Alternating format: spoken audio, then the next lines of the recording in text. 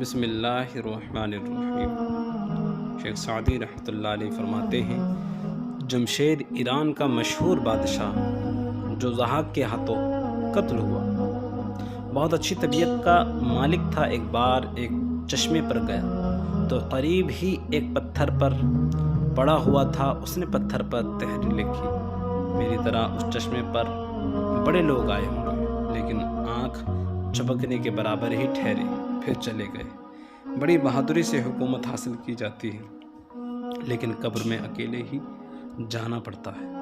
اگر تو دشمن پر قابو پالے تو اس کو مزید ستانا اور سزا دینا مناسب نہیں ہے، کیونکہ اس کو زیر کر لینا ہے اس کے لیے کافی سزا ہے۔ اگر دشمن تیرے آس پاس زندہ پھرتے رہیں تو یہ اس سے بہتر ہے کہ ان کا خون اپنی گردن پہ لے کر کل بارگاہ خدا بندی میں پیش ہو۔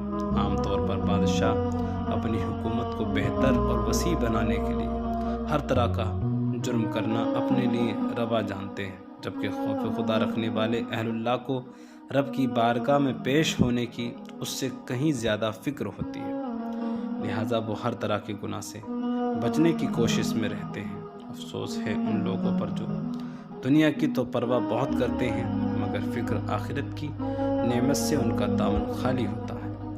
حالانکہ دنیا کی زندگی اگر 50 یا 100 سال ہے تو آخرت کا صرف ایک پہلا دن 50,000 سال کا ہے۔ قرآن میں فرمایا ہے کریم رب نے، جس کا ترجمہ ہے پھر بتاؤ کہ بھلا دنیا کی ساری زندگی کو آخرت کے صرف ایک دن کے ساتھ کیا نسبت ہو سکتی ہے۔